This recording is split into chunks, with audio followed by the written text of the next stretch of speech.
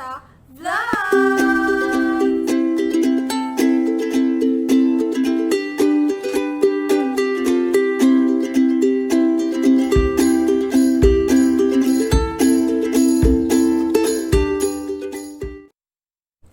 So, hi mga beshies! Nakikita niyo ba yung crown namin? This is a CPA crown! Malapit na namin makuha yan. Yes, 3 years.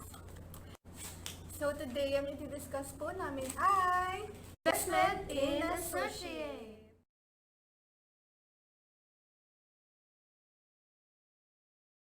So, paano ko nga ba malalaman kung yung investment na in-acquire ko is investment in associate?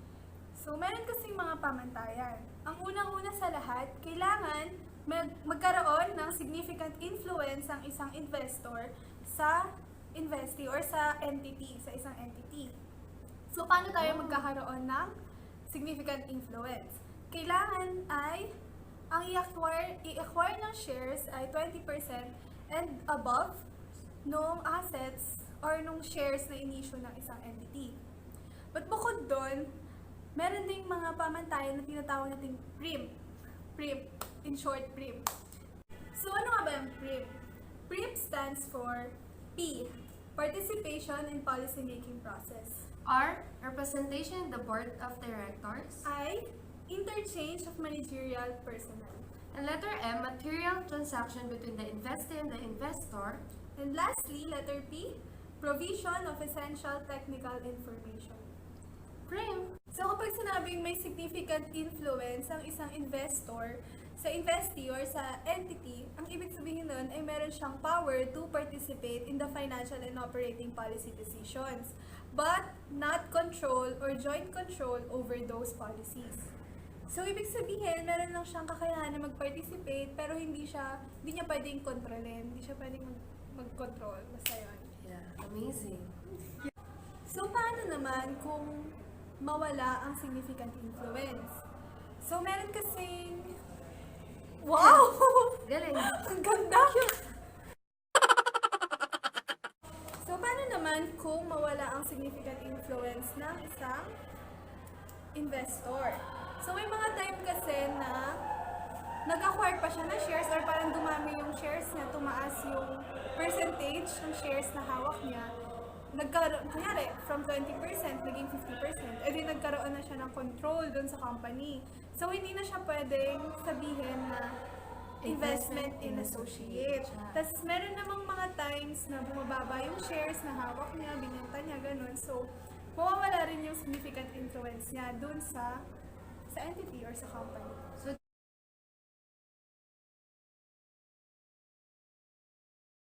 So, di ba, kapag meron tayong investment in associate, ang ginagamit nating method to measure yung investment na kinuha niya is equity method.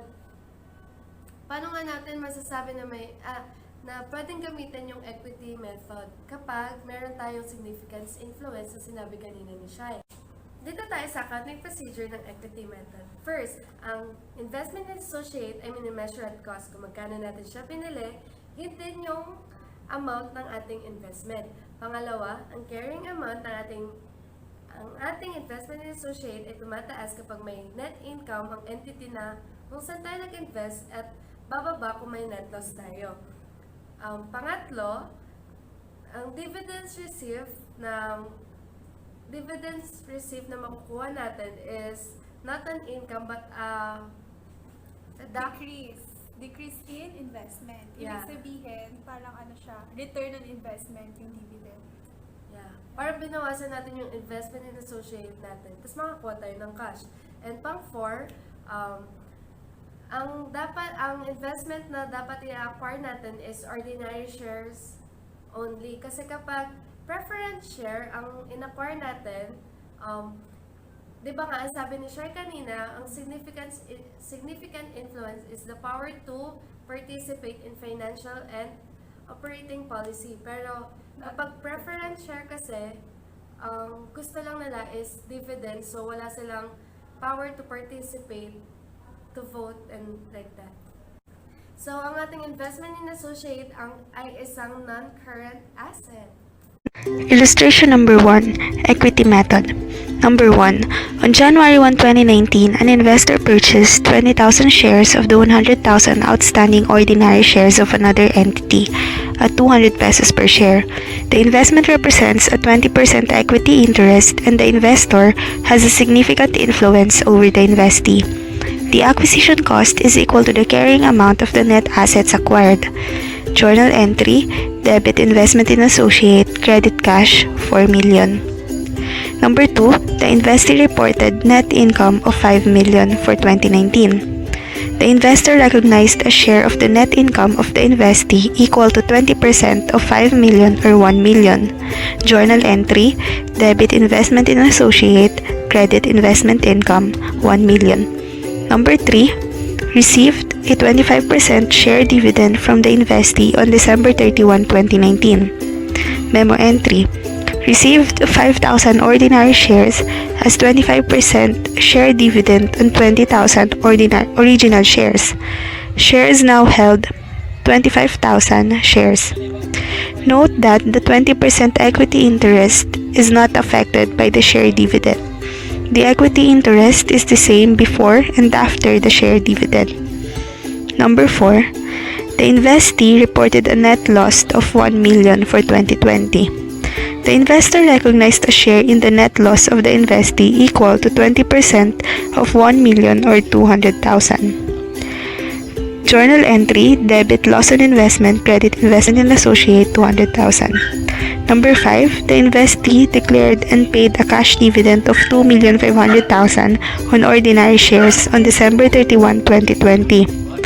The investor recognized a share in the cash dividend paid by the investee equal to 20% of 2,500,000 or 500,000. Journal entry, debit cash, credit investment in associate, 500,000. Note that under the equity method, cash dividend is not an income but a return or reduction of investment.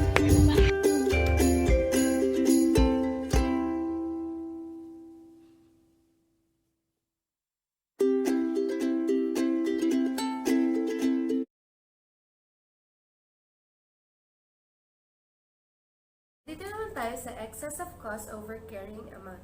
So, nangyayari yung excess of cost over carrying amount kapag yung binayaran mo mas mataas sa carrying amount nung assets or nung investment na in-acquire mo. Halimbawa, nag-acquire ka ng investment worth, yung carrying amount ng investment is 4 million, pero yung binayaran mo is 5 million. So, yung excess niya is 1 million. Yung 1 million na yon, i-allocate mo siya sa mga assets ng company na hindi fairly valued. So, yung excess of cost over carrying amount ng 1 million na sinasabi ni Shai kanina may be attributed sa dalawang bagay. First, dun sa undervaluation of investees' assets such as land, building, and inventory. So, kung yung excess is attributable sa depreciable asset, i-amortize mo siya within the useful life nung asset. Kapag ka naman, attributable siya sa land and sa inventory, i-recognize mo siya kapag ka nabenta na yung land or yung inventory. I-recognize mo siya as expense pag nabenta na. Yeah. Then, kapag ka naman, Yung pangalawa is the goodwill. Kapag fairly valued na lahat ng asset ng investee is yung mga natitira na cost. So, mapupunta sa goodwill. yung excess. Yung natitira na excess is mapupunta lahat sa goodwill. Pero syempre, of course, kailangan mo siyang, yung investment, kailangan i-test for impairment every End of the year. end of the year. End of the reporting period. Illustration number 2, excess of cost over carrying amount. At the beginning of the current year, an investor purchased 20% of the outstanding ordinary shares of an investee for 5 million.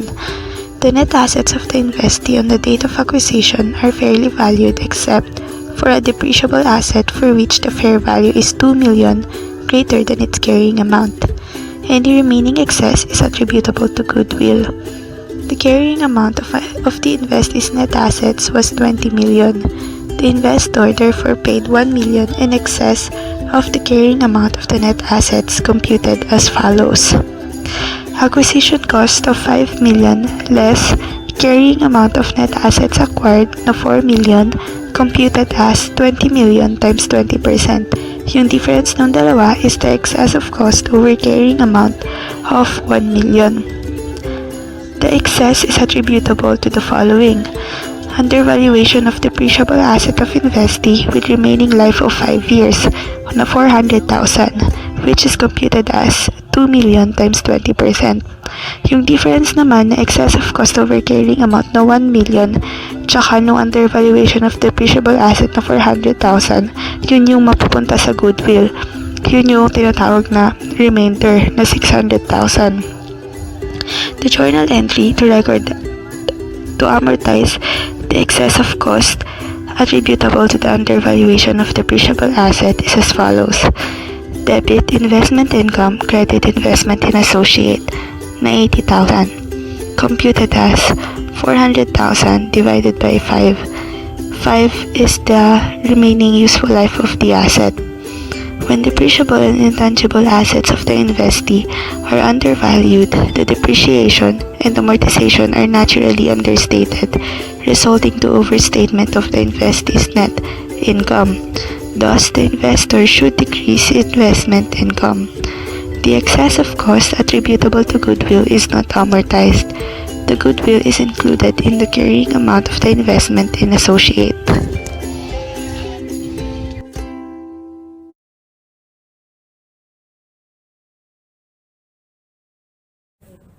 So, punta naman tayo sa excess of net fair value over cost. Ano nga ba yun, Shai? So, yung excess net fair value over cost, yun yung difference between The excess of cost over carrying amount, tsaka yung fair value nung undervalued net assets ng company. Like for example, di ba kanina, yung excess of cost over carrying amount natin, 1 million, di ba? 1 million. I-allocate natin siya, i-attribute natin siya sa fair value. Kapag yung fair value ng net assets na pinag-allocate natin, mas mataas kesa dun sa excess na Of binayad cost, natin. yeah. Oo. Yun yung tinatawag na excess of net fair value over cost. So, yung excess of net fair value over cost is magiging income, i-recognize natin siya as income. So, ang investment in associate natin is tataas. Illustration number 3. Excess of net fair value over cost. At the beginning of the current year, an investor purchased 40% of the ordinary share outstanding of an investee for 15 million, when the net assets of the investee amounted to 30 million. At the acquisition date, the carrying amount of the identifiable asset and liabilities of the investee were equal to their fair value except for the following. Letter A, equipment whose fair value was 7 million greater than its carrying amount, and letter B, inventory whose fair value was 2.5 million greater than its carrying amount. The equipment has a remaining life of 4 years and the inventory was also during the current year. The investee reported net income of 20 million for the current year and paid 5 million cash dividend at year end. Computation. Acquisition cost 15 million less carrying amount of net assets acquired na 12 million computed as 30 million times 40%. Yung difference ng dalawa is the excess of cost over carrying amount na 3 million less excess attributable to equipment na 2.8 million computed as 7 million times 40%, and also deduct the excess attributable to inventory na 1 million computed as 2.5 million times 40%. Yung difference ng tatlo is the excess of net fair value over cost na 800,000.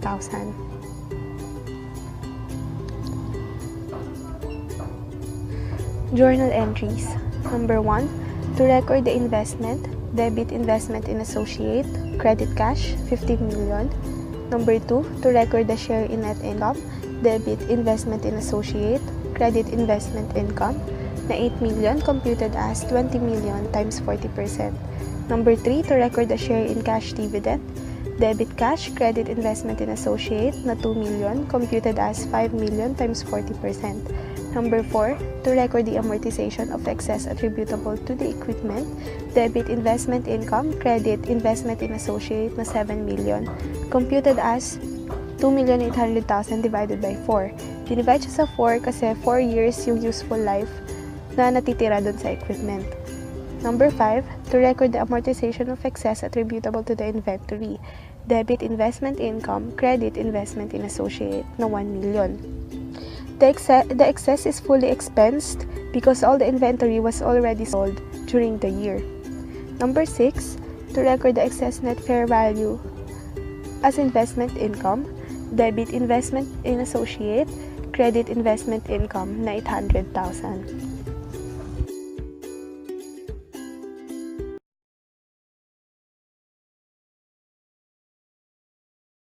Punta naman tayo sa investing with heavy losses. So, kapag ang isang entity or ang isang investee nagkaroon ng sunod-sunod na loss, yung investor na may hawak ng investment in associate, yung losses na ibibigay sa kanya, kailangan is sakto lang dun sa carrying amount nung In-invest niya. investment na hawak niya. Hindi pwedeng halimbawa nagka-loss ng sunod-sunod, 'di ba?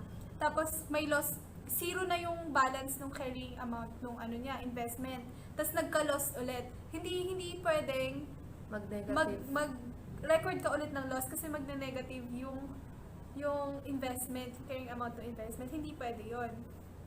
Actually, according to PAS 28, paragraph 38, if an investor's share of losses of an associate equals or exceeds the carrying amount of an investment, the investor discontinues recognizing its share of further losses. Shai, paano kapag yung entity nagkaroon ng sunod na loss, then after no, nagkaroon sila ng profit? Kapag gano'n naman, halimbawa, investor ka, tapos yung investment mo is investment in associate, tapos yung entity nagkaroon siya ng sunod-sunod na loss, tapos nag-zero na yung carrying amount nung investment mo, pero nagkaroon ulit ng loss. Yung bagong loss na yun, hindi mo na siya i-record kasi nga zero na yung carrying amount. Bawal siya mag-exceed. Pero kapag ka nagkaroon ka ng income, yung investor nagkaroon ng income, kailangan muna niyang punan yung loss na hindi niya na-record. Ibig sabihin, kunyari, nagkaroon ka ng income, pero yung income na yon sakto lang para dun sa loss na hindi na-record. Hindi mo i-record, ibig sabihin, hindi mo i-record, that's income, yung income na yon. Hindi mo muna siya papansinin hanggat Hindi pa na-fulfill or hindi napupunan yung loss na dapat na para sa investor na yon. Halimbawa, yung investor, yung carrying amount ng investment niya, nag-zero na. Tapos nagkaroon ulit ng loss na 100. Yung 100 na yon, hindi mo na siya i-record kasi exceed na siya sa zero. Hindi nga pwede yon according to PAS 28. So, kapag ka nagkaroon ka ng income, net income na 200, ang i-record mo lang doon is 100. Kasi yung 100,000, pinunan mo yung loss na hindi mo ni-record. Kaya ang i-record mo lang na income is 100, hindi 200,000. Kahit yung income mo talaga dapat is 200. Illustration number 4, Investee with heavy losses. On January 1, 2019, an investor acquired 25% of the ordinary shares of an associate for 5 million. On this date, the identifiable assets and liabilities of the associate were measured at fair value and there is no goodwill arising from the acquisition. The profits and losses made by the associate over the first 5 years of the operations were: year 2019, loss of 1 million, investor share of 250,000. Year 2020, loss of 10 million, investor share of 2,500,000. Year 2021, loss of 12 million, investor share of 3 million. Year 2022, profit of 2 million, investor share of 500,000. Year 2023, profit of 2,500,000 and investor share of 625,000. Journal entries. Year 2019, debit loss on investment, credit investment in associate, 250,000 to record the loss. Year 2020, debit loss on investment, credit investment in associate, 2,500,000 to record the loss.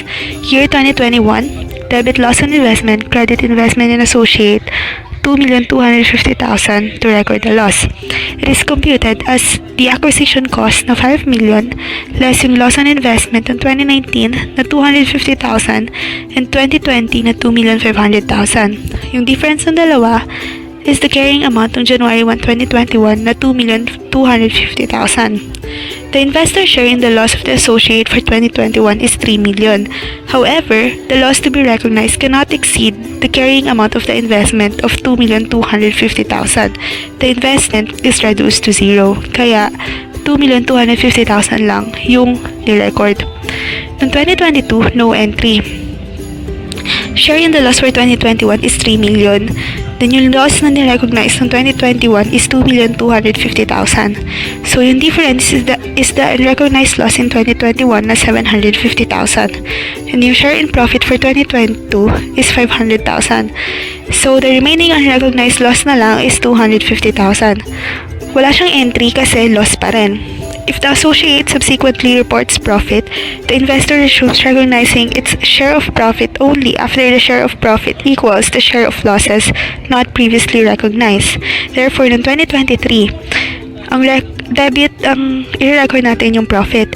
So, debit investment in associate na 375,000 and credit investment income na 375,000.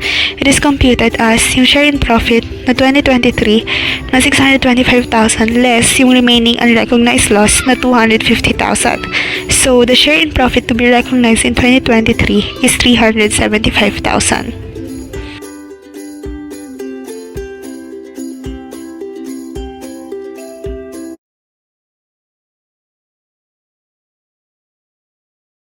Sabi sa past 28, pwede tayo magkaroon ng impairment loss sa investment in associate natin kapag ang carrying amount ng ating investment in associate is mas malaki kaysa sa recoverable amount. Paano nga ba natin makukuha yung recoverable amount? It is higher between fair value less cost of disposal or value in use. Yung value in use, yun yung present value ng estimated future cash flows expected to arise from continuing use of an asset and from its ultimate disposal. And yung fair value naman is the price na napagkasundoan sa isang market ng isang buyer and seller.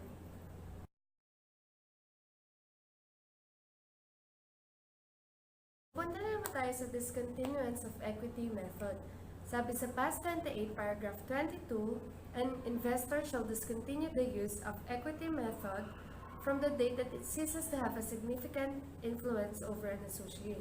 So, sabi dito, kapag nawalan ka ng significant influence is, bawal mo na gamitin yung equity method.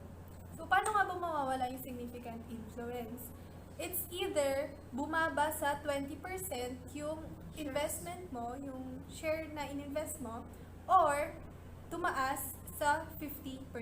Kasi kapag, di ba, pag bumaba yung yung 20% mo, bumaba sa 20%, mawawala yung significant influence mo. Kapag naman tumaas sa 50%, ibig sabihin magkakaroon ka na ng control sa entity, which is not applicable kapag investment in associate lang. Kasi di ba, sabi nga natin kanina, investment in associate can participate but not control. So, di ba nga bumaba na yung ating shares? Yung investment na natira sa atin na less than 20% na is pwede natin silang i-account as financial asset at fair value through profit or loss, financial asset at fair value through other comprehensive income, or investment in unquoted equity instrument. Then, yun kapag less than 20%. Pag naging 50% up naman siya is, ang tawag natin dun is investment in subsidiary and not investment in associate. So, bale ang investment in associate is 20% to 50% only.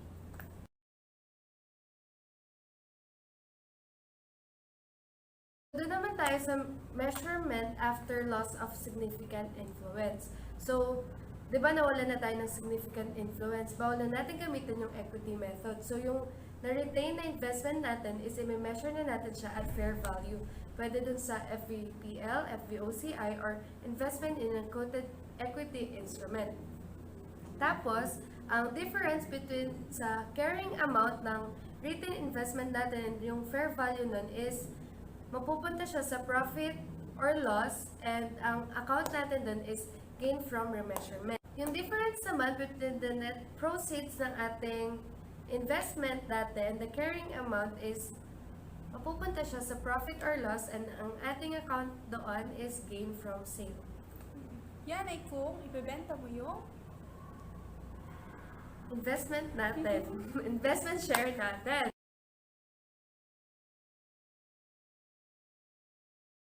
Oh, no. So, ito naman tayo sa equity method not applicable.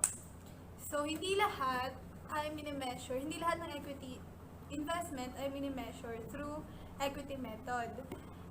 Merong mga pre-provide ang standards ng mga exemption. According to PAS 28, paragraph 17, an investment in associate shall not be accounted for using the equity method if the investor is a parent that is exempt from preparing consolidated financial statements or if all of the following apply. A.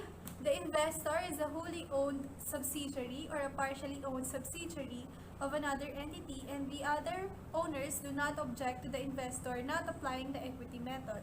And letter B, the investor's debt and equity instrument are not traded in a public market or over-the-counter market. Letter C. The investor did not file or is not in the process of filing financial statements with the SEC for the purpose of issuing any class of instruments in a public market. And the last one is the ultimate or any intermediate parent of the investor produces consolidated financial statements available for public use that comply with PFRS Or Philippine Financial Reporting Standards. So in these circumstances, the investment is accounted for as follows. Yun yung kanina, yung first financial asset at fair value through profit or loss, Next is financial asset at fair value through other comprehensive income, and the third one is the investment in unquoted equity instruments.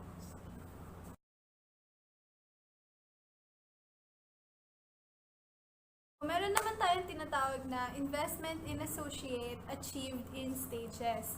Ito yung equity investments na originally hindi talaga siya investment in associate. But then, dadagdagan yung shares na hawak nila, yung percentage. So, habang katagalan, na-convert yung measurement niya from other types of measurement to equity method. Yeah. Example, meron tayong 10% na nag-acquire tayo ng 10% na shares sa isang entity. Tapos, ang ginamit natin is pwedeng FVPL, FVOCI, or investment in a quoted equity instrument. So, tapos, siguro, pwedeng the next year is nag-acquire ulit tayo ng 10%, so meron na tayong 20%. Yung 20% na yun is pwede na natin yun ngayon, i-convert natin as investment in associate At gagamitan na na equity method. method. So, yung investment in associate achieved in stages, ang ginagamit nating approach dito is fair value approach. Ano nga ba yung fair value approach? So, yung first step na kailangan natin gawin sa fair value approach is i-update yung fair value ng equity investment. Kasi 'di ba, yung equity investment natin measured siya at fair value. Usually at year-end, nagbabago yung fair value ng asset. So, kailangan natin siyang i-update para yung measurement ng investment natin is naka-record as dun sa current na fair value niya. So, halimbawa, ang ginamit mo is FVPL. Yung in-adjust mo is mapupunta sa profit or loss, and kapag naman ang ginamit mo is FVOCI, yung in-adjust mo is mapupunta sa other comprehensive income. Yung bagong fair value natin, plus yung bagong bili nating shares, pag pinag-add yun na yung magkiking, yun na yung initial record natin for investment in associate na ilalagay natin sa equity method. Tapos, yung initial measurement na yon, yung difference ng carrying amount at nung initial measurement, Yun na yung mapupunta sa excess of cost over carrying amount or excess of net fair value. Pagod na. Pagod na. Hi everyone! So, dyan na po natatapos ang aming vlog. Sana marami kayong natutuhan sa mga pinagsasabi namin today. At sana pumasa tayong lahat. At maging CPA! See you in our next vlog. Thank you guys! Bye-bye! Bye!